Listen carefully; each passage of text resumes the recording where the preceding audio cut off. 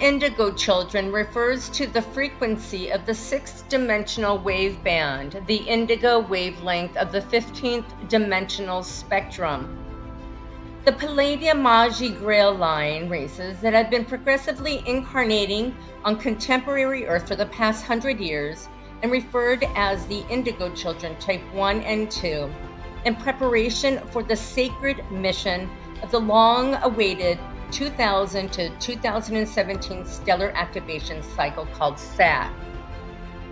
Magi Grail line Indigo Children are born with 6-strand template of their 24 to 48 strands of DNA template activated at birth, whereas the angelic humans with the 12-strand DNA template are born with 3 strands of 12 activated.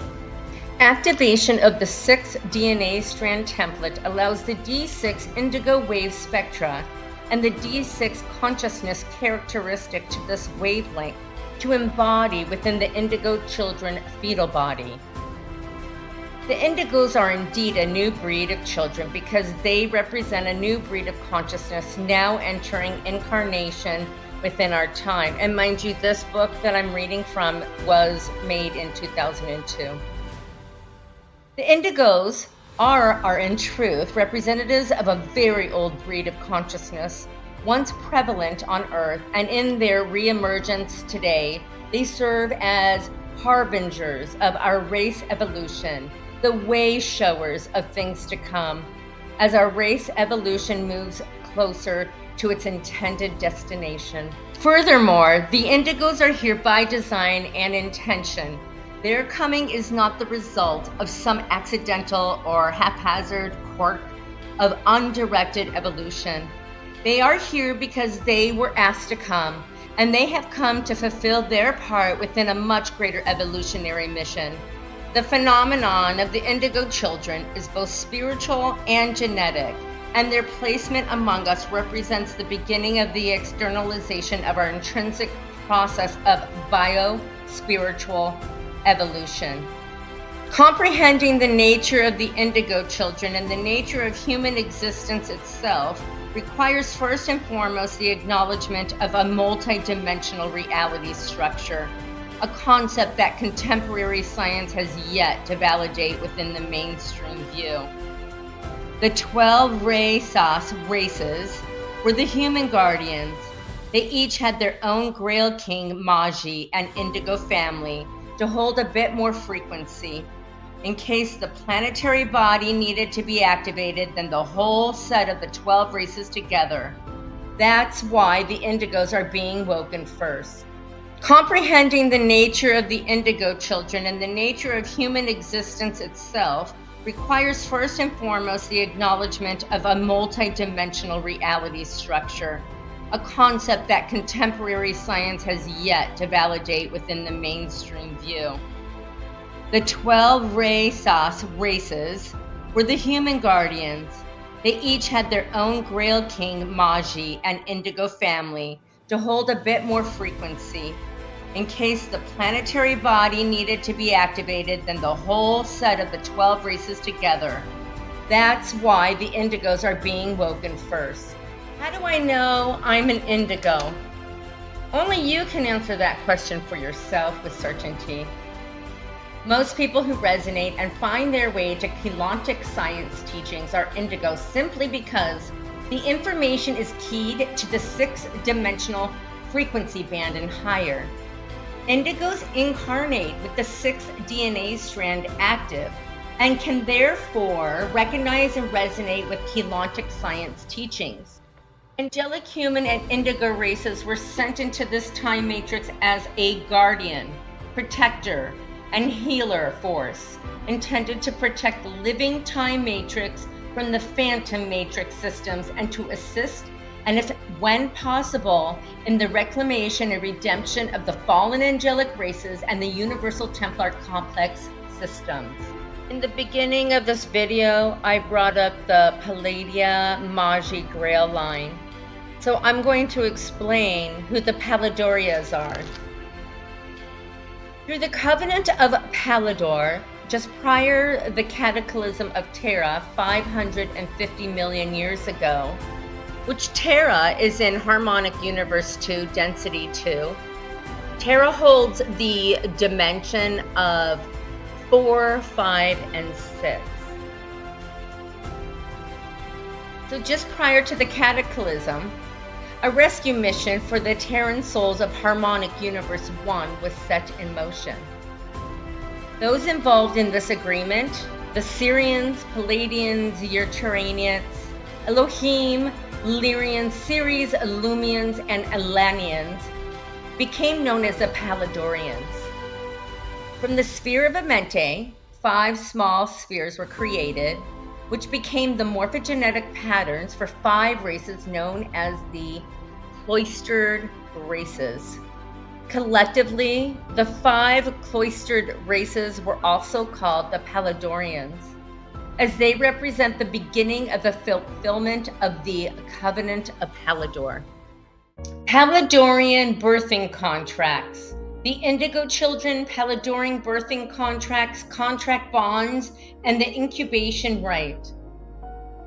Along with the birth of 6 silent ascension avatars between 1992 and 2012, the Palladorians and priests of from Harmonic Universe 2, working with the Elohim and other guardian races from Harmonic Universe 3 and Harmonic Universe 4, organized the Palladorian Birthing Contract Soul Agreement Program to ensure the success of the Bridge Zone Project. And please see my video of the Bridge Zone Project. And thus the Ascension Program, a minimum of 144,000 individuals on Earth would have to completely assemble and activate the 6th DNA strand and rapidly begin assembly and activation of the 7th and 8th DNA strands. The only members of the human population on Earth that are organically possess the 6th DNA strand imprint are the groups who have undergone genetic acceleration through the early Zionite intervention, those who carry the celestial 12-strand silicate matrix gene code. The keepers of the blue, violet, and orange gold flames also possess this genetic configuration. The 6th root race, Morvarians, and their Melchizedek cloister race are born with the 4th DNA strand assembled and the imprint for the 5th strand dormant. The Morvarians have not yet begun their birthing cycle on Earth. The Melchizedek cloister race must fully assemble the 5th DNA strand before it can activate the imprints for the strands 6 and above. Members of all these races must fully assemble and activate the lower strands, then assemble and activate the 6th strand by completing at least 3 stellar star crystal activations before Earth can receive the needed concentration of a D6 frequency these activated 6 strands individuals would provide. There is little time left before the 2012 and 2017 ascension periods begins for a minimum of 144,000 individuals to awaken to their soul purpose and consciously complete these stellar activations to activate their 6th DNA strand. Being aware of the shortage of time available to achieve the needed 6th strand activations, the Palladorians created an early birthing program for members of the 7th root race, the Unajashi, and their cloister races, the Uniseti. The Unajashi and the Uniseti, often referred to the collectives as the Paradisians, possesses a fully activated 5th DNA strand at birth and the ability to rapidly assemble and activate the 6th DNA strand imprint, which they organically carry. The Paradisians are D6 soul essence and become fully embodied souls when their 6th strand completes activation, usually by 12 years of age. Through soul agreements with the members of the 6th race Melchizedek cloister and others carrying the celestial silicate matrix gene code, 150,000 couples were chosen to serve as birthing parents for the incoming Paradisian race soul essence. These are the only groups of humans possessing a large enough gene code to create fetal bodies strong enough to hold the Paradisian soul essence. Through these Palladorian soul agreements, which are orchestrated by the priests of from Agartha and Terra, selected Earth couples are subconsciously guided together by their personal soul level identities to fulfill the Palladorian birthing contract. Through astral contact and or guardian ET soul agreement abductions, the parent couples undergo manipulation of their bioenergetic fields and DNA to allow for a strong energetic soul bond to be created between the parents. This electromagnetic bond allows the soul matrices of the individuals in the couple to merge, forming a UHF bioenergetic field through which an advanced fetal pattern with a genetic code larger than that of either of their parents can be conceived. Once this bond, referred to as a bonding contract or contract bond, takes place, the bioenergetic fields and life paths of the parents are blended together, following which time the couples will lead together through various circumstances that occur in their earthly lives. Some of the parent couples will be consciously aware of these contract bonds and birthing contracts. Others will be consciously unaware and just so happen to fall in love with each other and bear their Pardasian child. The Palladorian birthing contracts and contract bonds are high-level soul agreements entered into the parents' oversoul level identities in cooperation with oversoul identity of the child they will birth. In fulfilling these contracts, the individual parents receive acceleration of their genetic blueprint, which allows them further advancement in their evolutionary ascension process. The oversoul identity enters the Palladorian contract in order to allow its incarnate the opportunity for advancement. These contracts in no way violates the rights of an incarnate, and they are intended by the oversoul to guide the incarnate to its highest level experience. The birth of the 6 silent ascension avatars and those of the 150,000 Pardasian souls are orchestrated through the Palladorian birthing contracts and contract bonds. The Pardasian souls will enter an incarnation on Earth from the D6 frequency bands of Terra through the D6 Sirian stellar spiral. The 6-dimensional frequencies correspond to the indigo wave pattern of the interdimensional light spectrum. Thus, the Pardasian children have been nicknamed the Indigo Children or the Syrian Blue Babies. The coming birth of the Indigo Children has been foretold within various Earth human groups that are working with the Guardian ET and Meta-terrestrial contracts. Some of this information has been published in channeled writings. The first schedule of the Indigo Children will proceed as follows. The first wave of 144,500 Indigo Children will birth between 1999 and 2004. They will complete activation of the 6th DNA strand at the age of 12 between 2011 and 2016. Children of the first birth wave will serve as placeholders. Their 6 DNA strand activations serving to ensure the balance and grounding of D6 frequency on Earth during the 2012 and 2017 ascension period.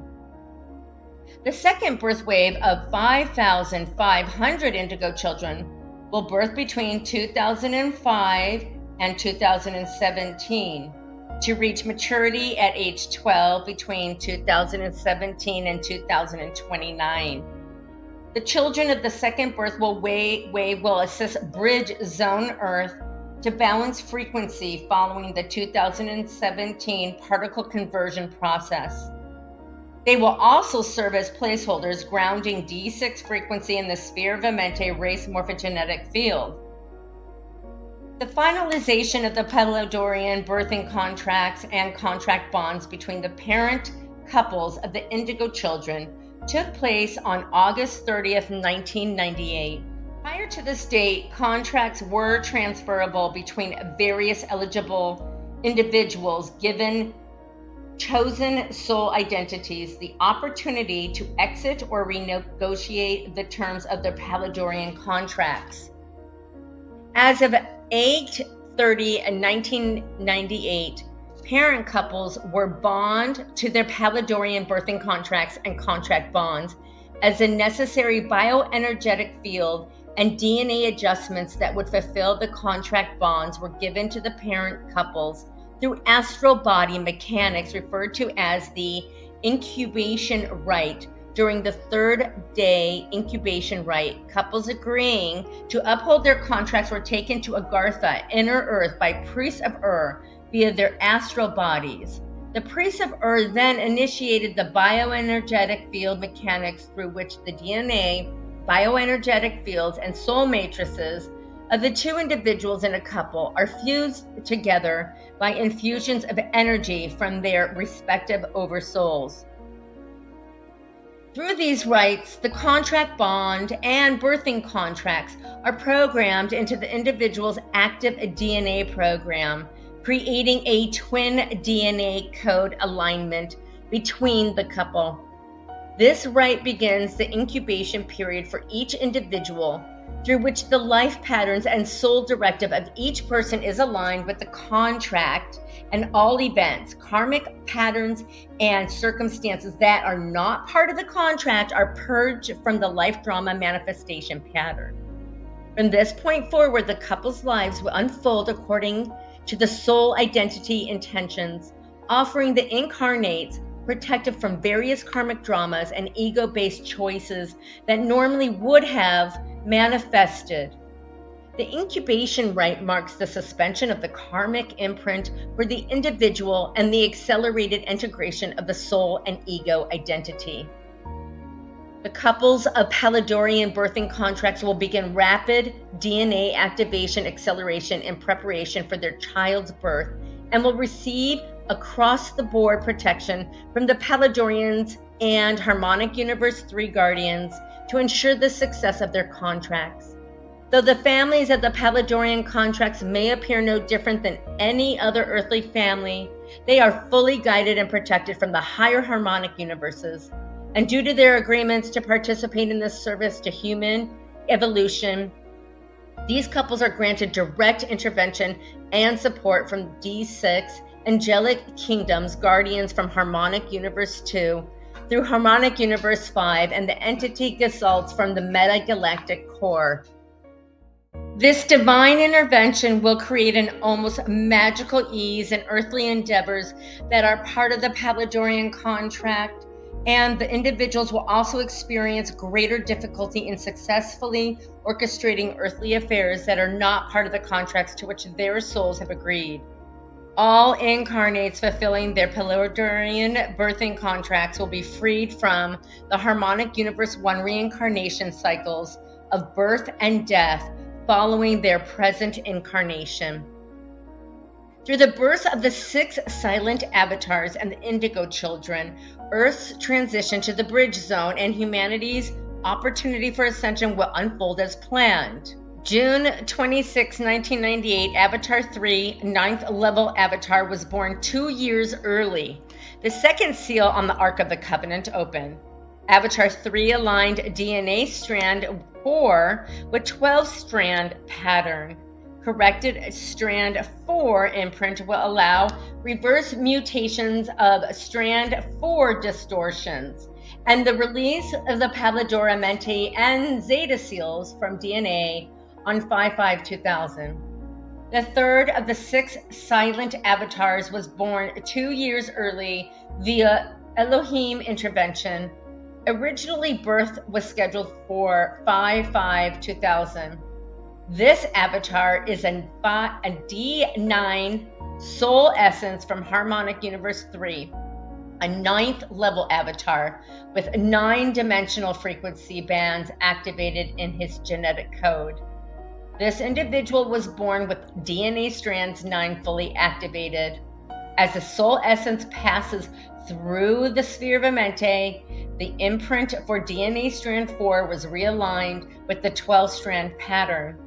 The seals of Pallador, Amenti, and Zeta all begin to release with the assembly of the aligned fourth DNA strand. The birth of the Avatar 3 reset the aligned fourth strand pattern in the sphere of Amenti morphogenetic field, releasing the imprint of the Palladorian, Amenti, and Zeta seals from human DNA. The D4 frequencies of Amenti will not begin transmuting through Earth's grid until 1-2000, and the corrected pattern for the fourth DNA strand will begin transmitting through Earth's grid on 5-5-2000.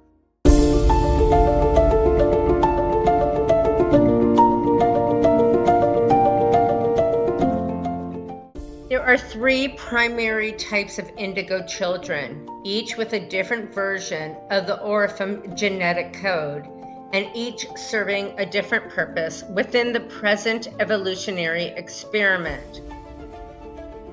Indigo recessive type 3 is the most common type of indigo child presently incarnate on Earth. Type 3 indigos began birthing in very small numbers about 200 years ago. There are about 2,500,000 indigo recessives incarnated now, and this was written back in 2000. And many adult and of childbearing age have Palladorian birthing contracts to parent more than type 3 indigo children in years to come. Another 15,000 indigo recessives are scheduled to birth between 1999 and 2017. Indigo dominant type 2 is the next most common type of indigo child. Isolated numbers of type 2 indigos birthed between 75 and 100 years ago, most since the late 1950s. There are about 500,000 indigo dominants incarnate now, and another 130,000 scheduled to birth between 1999 and 2005. Indigo composite type 1 is the most uncommon type of indigo. Most entered incarnation in the 1960s and 1970s, between that time period. There are presently about 350 type 1 indigos on Earth, with another 5,000 scheduled to birth between 2005 and 2017. Between 1999 through 2017, another 150,000 indigo children will incarnate on Earth as part of the Planetary Protection Agreement. The birth wave of the indigo children represents the return of the Emerald Order. The ancient elder race Orifim returned to Earth to fulfill the Emerald Covenant, an agreement made 248,000 years ago that promised Earth humans assistance in re-evolving to the 12-strand diamond sun DNA matrix. The contemporary UFO movement with contactees claiming to be abducted by aliens is part of the hybridization agendas taking place at this time. Elder race humans visit from the future time to assist in fulfilling the Emerald Covenant, and our ancient intruder visitors have returned to attempt to hijack our evolution into unintended hybridization programs that violate the Emerald Covenant. Indigo recessive type 3.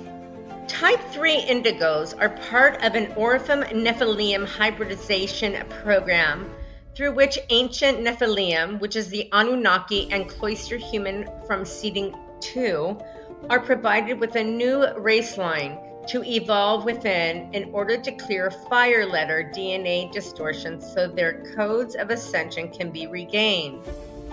Type 3 indigos have an Orifim 24-strand double diamond and 11-strand reverse Templar sun DNA matrix, which gives them a maximum potential of a 12-strand diamond sun DNA matrix. Type 3 indigos are literally incarnations of 2 different avatars in one body. An Orifim avatar overseeing a Nephilim avatar spirit essence. The core of their life presence is to mend the extremes of polarity between the reversed 11-strand DNA matrix and the 12-strand potential but their lifetimes serve an important role in the greater plan of healing the DNA distortions within the Nephilim, Anunnaki, and human genetic lines. Type 3 indigo recessives have the most extremes and polarity issues of all the indigos. They're highly intelligent, mathematically inclined, and athletic, and may have difficulty with emotional bonding issues and may seem like an angel and a devil all in one body. Indigo recessives are unique in that the incarnation involves more than one family line of consciousness. Indigo recessive spirits are literally composites of two entirely different avatars, incarnating into one body. The Orphan avatar possesses the 24-strand double diamond sun DNA and remains the dominant force within the personality if the gene code activates properly. The second avatar spirit is that of an 11-dimensional Nephilim, the race of the giant Anunnaki cloister humans who were banned from Earth in the second seeding. The gene code for the Nephilim is that of the 11-strand reverse Templar sun. The Nephilim race has been trapped between Harmonic Universe 1 and D11. So Harmonic Universe 1, I'll go through this real quick so you can have an understanding. Harmonic Universe 1 holds the dimensions of 1, 2, and 3, and that's Earth. Harmonic Universe 2 is Terra, that holds the dimensions of 4, 5, and 6. Okay, and Harmonic Universe 3 is Gaia, and that holds the dimensions of 7, 8, and 9. And then you have the fourth harmonic, which is Terra, and that holds the dimensions of 10, 11, and 12. So the manifestation cycles for many thousands of years due to fire letter reversal and DNA distortions from the Anunnaki lines. The 24-strand Orphan DNA imprint is the only coding high enough to retain its integrity when combined with the Nephilim Templar Sun DNA. And so the type 3 indigo recessive imprint has been created to allow Nephilim avatars who desire to evolve back into their ascension codes, a new race line for evolution.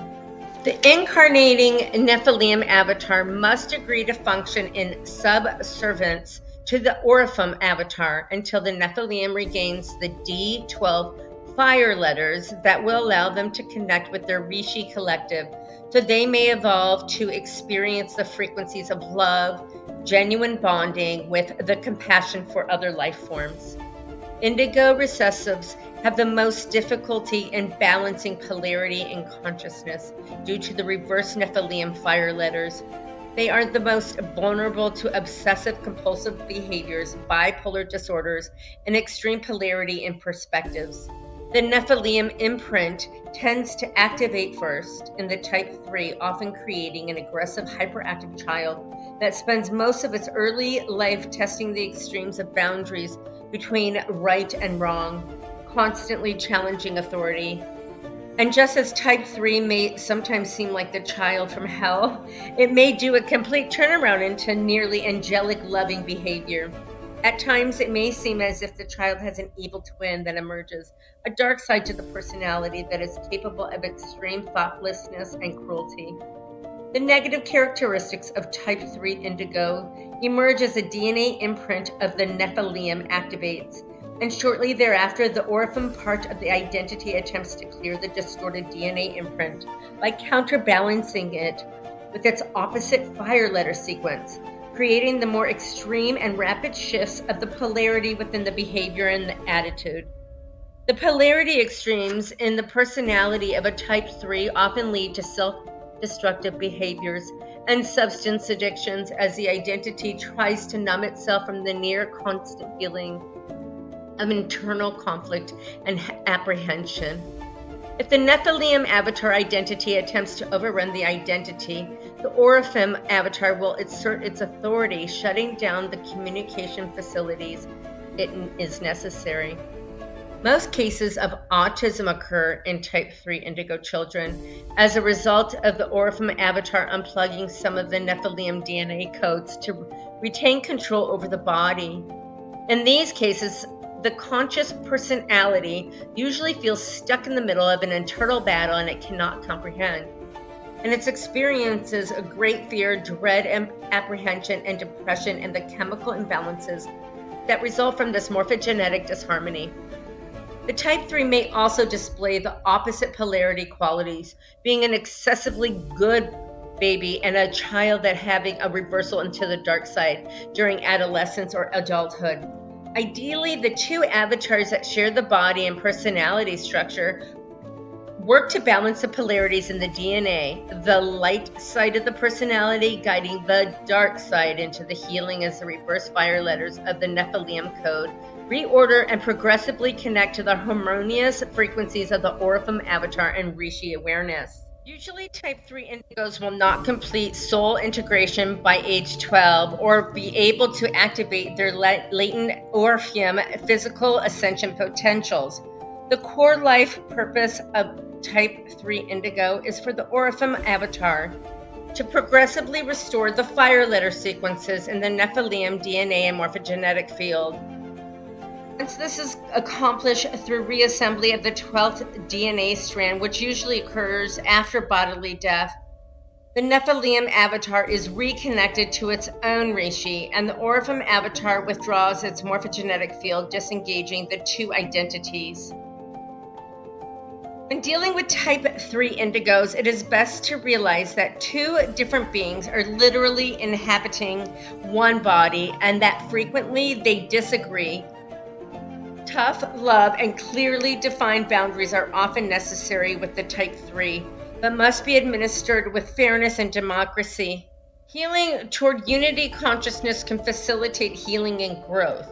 Working directly with bioenergetic fields in the Kathara recording is the best way to assist a type 3 indigo child, as they are usually too much distracted by internal, emotional, and perceptual conflict to allow true consciousness understanding of what is taking place.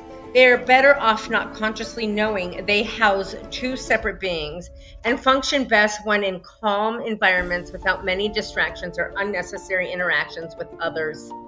Due to the Nephilim imprint, type 3 indigos tend to be very gifted in math, languages, and technology sciences and can be drawn to competitive endeavors, especially those involving the good versus evil and related polarity dramas.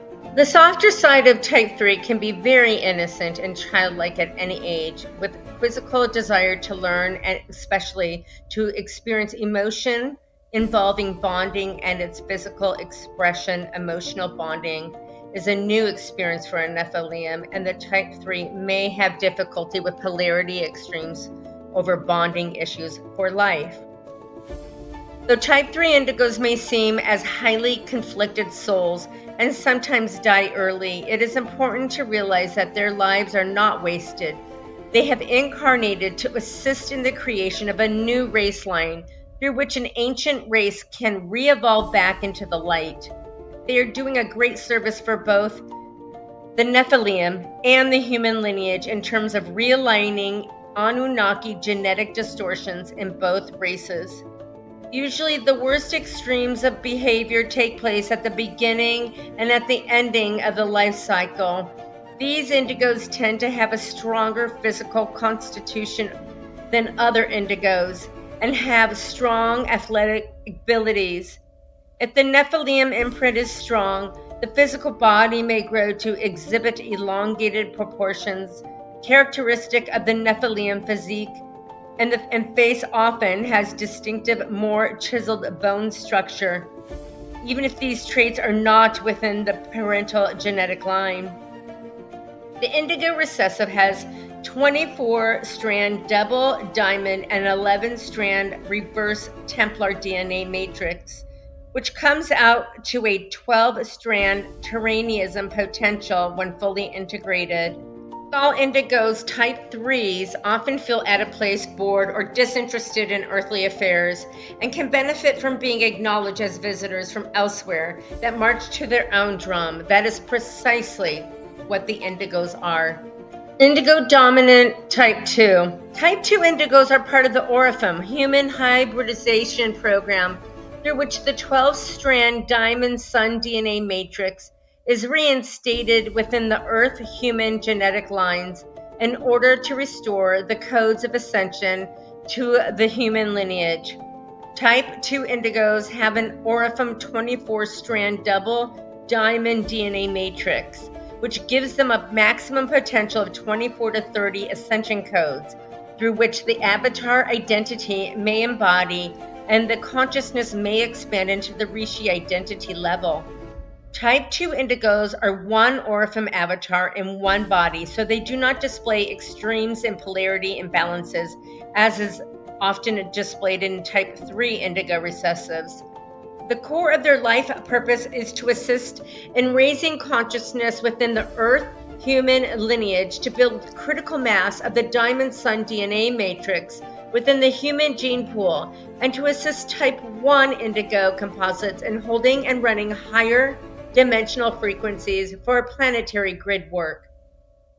Type 2 indigo dominants have advanced psychic development and may have an open interdimensional contact from birth throughout life.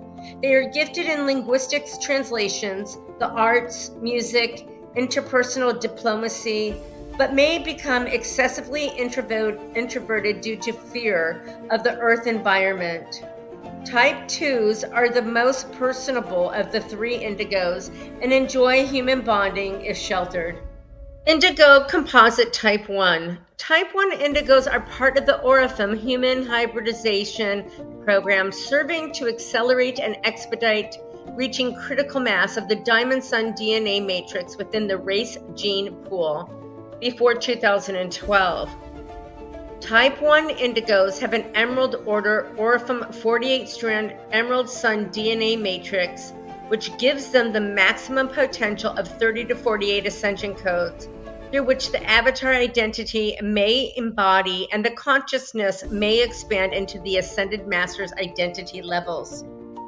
Type 1 indigos always incarnate through walk-in agreements, whereby a smaller soul essence from their own oversoul collective begins the incarnation to raise the frequency of the body, and once the DNA is sufficiently activated, the original soul walkouts into ascension, and the avatar identity walks in, which has transferred the spirit essence into the body, to awaken within the body and fulfill its world service contract. The walk-in usually occurs at age 12 or 22 and must occur by the age of 33. Type 1 indigos have advanced psychic and occasionally direct manifestation abilities, usually have physical contact within their elder race family in childhood, and have a core life purpose to fulfill advanced planetary grid work contracts. They are sensitive to everything and often remain detached from human issues to focus on their service contract. They hold great love within for all life forms.